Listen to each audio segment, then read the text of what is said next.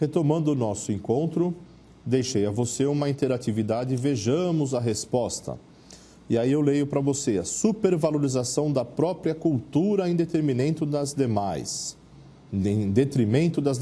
Melhor dizendo. Todos os indivíduos são portadores desse sentimento e a tendência na avaliação cultural é julgar as culturas segundo os moldes de sua própria. Isso é denominado de, aí a alternativa D, etnocentrismo, é então o que denomina a questão que foi colocada, né? Então estamos discutindo a questão do etnocentrismo. E, obviamente, a questão do etnocentrismo, ela está ligada diretamente com a questão da diversidade cultural. E a diversidade cultural pode ser encontrada não apenas de um povo para outro, de um lugar para outro, mas, por exemplo, dentro de um mesmo local, né? Você pode pegar, por exemplo, o caso do Brasil, e aí nós temos a questão do regionalismo, né? Muito bem enraizada dentro de um próprio país, né? Então, no Brasil, você tem aí o fenômeno do regionalismo, que são costumes que eles moldam uma cultura e eles mudam de uma região para outra. E, como resultado, temos um país rico em culturas locais. Então, por exemplo, se não existisse a questão do regionalismo, você não tem, então, diferentes culturas e valorização dessa cultura, que é a parte mais importante. Além disso, sentimos as diferenças culturais entre pessoas que moram em grandes centros urbanos e aquelas que habitam em pequenas cidades do interior. Mudam alguns aspectos da cultura brasileira entre esses diferentes ambientes sociais. Então, dentro de um mesmo país, você tem diferentes culturas, dentro de diferentes estados desse país, você tem também diferentes culturas e assim por diante.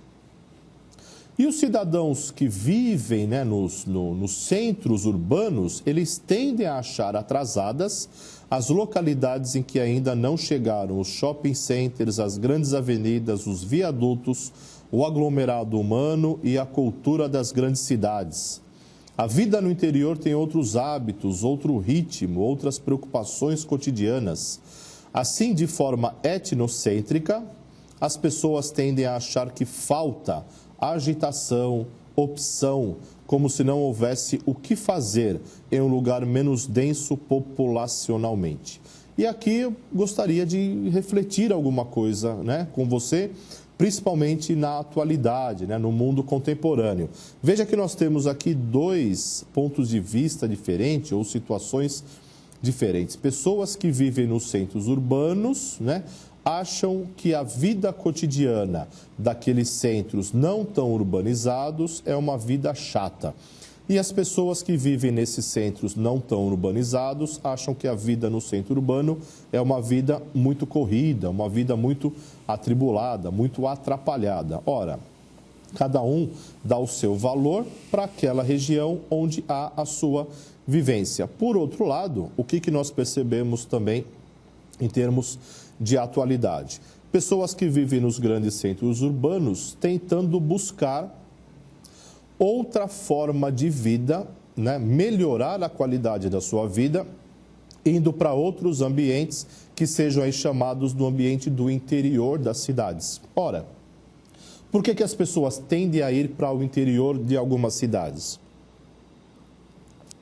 Muitas vezes para buscar tranquilidade, para buscar aquilo que não se encontra no centro urbano em que essa pessoa vive. E aí você tem um choque de cultura, né? Sai uma pessoa do centro urbano, vai para uma outra localidade um pouco mais pacata, acha que não tem o que fazer.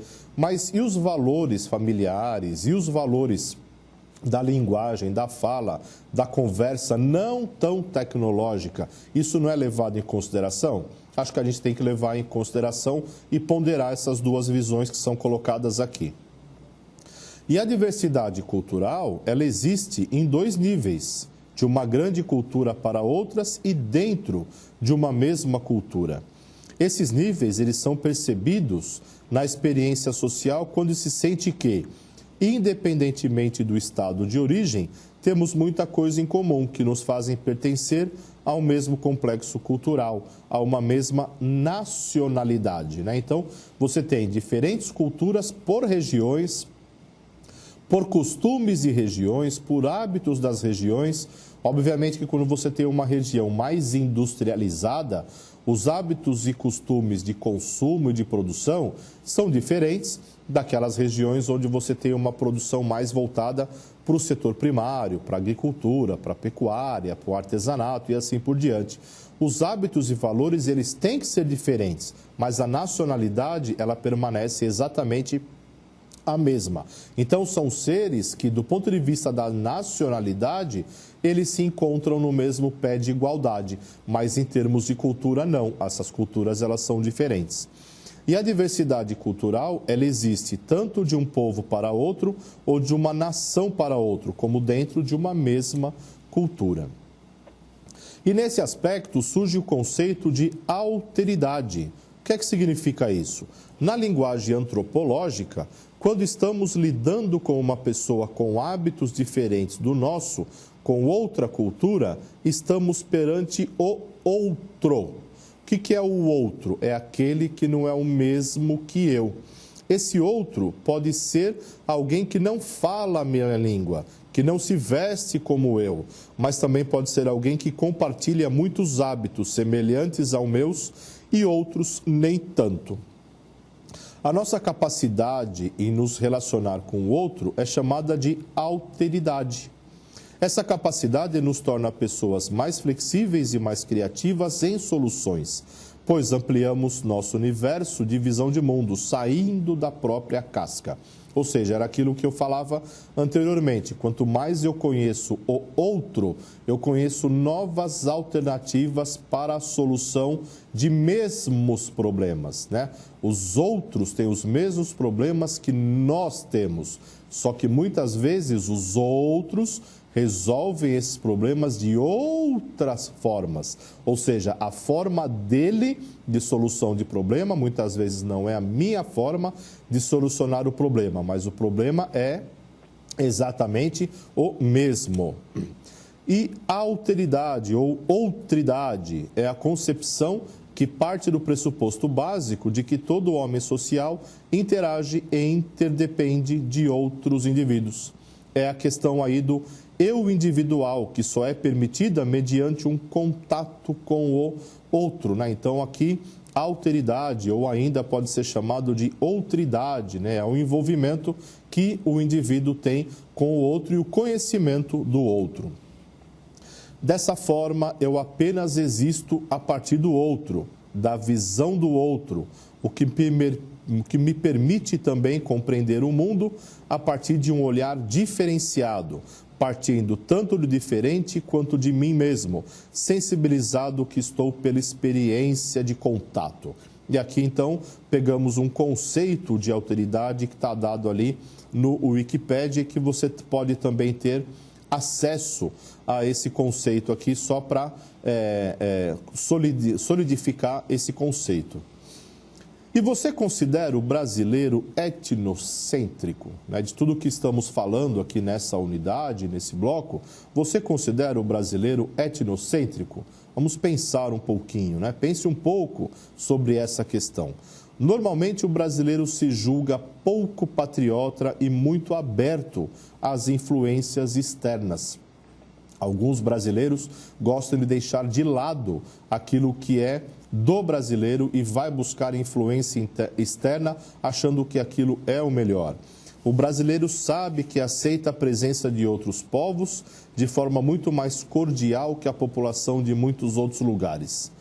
Pensando assim, falta-nos etnocentrismo, é verdade. Entretanto, o brasileiro se julga o povo mais receptivo, informal e alegre do mundo. Isso é uma forma de etnocentrismo. Negamos a outros povos a alegria, colocando-nos como superiores nessa questão.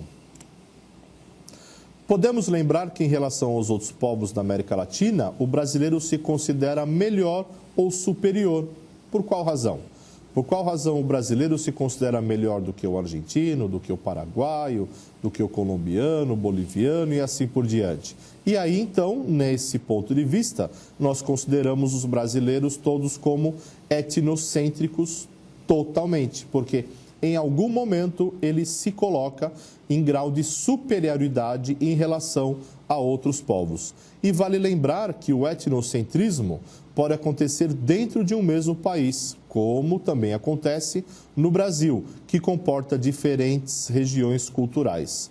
O paulista muitas vezes é considerado mais trabalhador que brasileiros de outras regiões. Olha lá, muitas vezes é considerado, né, mais trabalhador aí do que povos de outras regiões. Então, ele está dentro de um mesmo país, mas do ponto de vista regional, ele é colocado com um grau de superioridade diferente. E aí envolve-se a questão do etnocentrismo. E falando de etnocentrismo, falando também de alteridade, né, o conhecimento do outro, existe a noção do relativismo cultural, considerada a alteridade. O relativismo cultural, ele rompe com a noção de uma história e uma cultura única e comum a todos os povos, assumindo que cada povo tem sua história particular, relativa às experiências que cada um viveu naquele tempo e espaço em que se inserem, né? Então, da mesma forma que o relativismo cultural, ele vê diferentes culturas sendo desenvolvidas a partir das diferentes culturas, isso está relacionado lá com o conceito do indivíduo que foi dado na unidade 1. Podemos dizer que as evoluções de um povo ou país são apenas conquistas econômicas e tecnológicas? Uma pergunta. A evolução de uma população, a evolução de uma sociedade, a evolução de um coletivo é por questão econômica ou por questão tecnológica? Será que a tecnologia é um quesito suficiente para garantir que uma cultura seja superior? Aqui também é uma outra pergunta que se coloca. E na sociedade de tecnologia avançada, atualmente, os indivíduos trabalham pelo menos 8 horas diárias para sobreviver e necessitam de pelo menos 15 anos de estudo para garantir um nível médio de qualidade de vida. E quanto menor for o investimento de tempo e recurso para os estudos, menor serão os rendimentos garantidos para a família. Assim, se não quisermos nos submeter a uma vida materialmente difícil e com poucos recursos, temos que investir bastante em nossa qualificação profissional. Ou seja, é um dado do mundo moderno, né? A dedicação de parte da vida ao trabalho, a dedicação de parte de vida aos estudos, a dedicação de parte de vida à acumulação de capital para que seja consumido lá na frente. E aqui nós temos a questão da diversidade da vida tribal. E a qualificação para o trabalho se dá durante seus contatos com indivíduos que sejam indivíduos mais experientes. E as crianças participam com os adultos de todas as atividades, sendo submetidas desde cedo às estratégias de sua cultura para a sobrevivência. E a sociedade tribal, ela não conhece diferença econômica, não existe criminalidade, não existe ou não se conhece questões de violência ou questões relacionadas a problemas sociais, né? Do ponto de vista de droga, prostituição e as doenças mentais. Então, elas não são presentes ali na diversidade da vida tribal. E você pode ter uma ideia de como uma economia como a dos índios, que nos acostumamos a chamar de economia de subsistência, por não produzir excedente para o mercado, pode ser encarada de forma muito contrária à questão da miséria e à condição precária. Muito pelo contrário, né? Eles vivem com uma riqueza bastante grande, não riqueza material, mas riqueza da sua forma de vida, que é uma forma de vida extremamente simples, né? Diferente da forma de vida dos centros urbanos do meio moderno de sobrevivência. Passamos agora a mais uma interatividade. Vejamos então, relativismo cultural é, alternativa A, uma crítica ao etnocentrismo e o rompimento com os valores e juízos absolutos, percebendo a cultura particular de cada povo como um fato relativo aos seus próprios valores, construídos localmente. Alternativa B, afirmação da superioridade de determinadas culturas em comparação a outras. Alternativa C, o entendimento de que há história e culturas mais evoluídas do que outras. Alternativa D, o entendimento de que há uma história e cultura única. E alternativa E, negação da pluralidade de comportamentos e singularidade de cada desenvolvimento histórico-cultural. Daqui a pouco volto.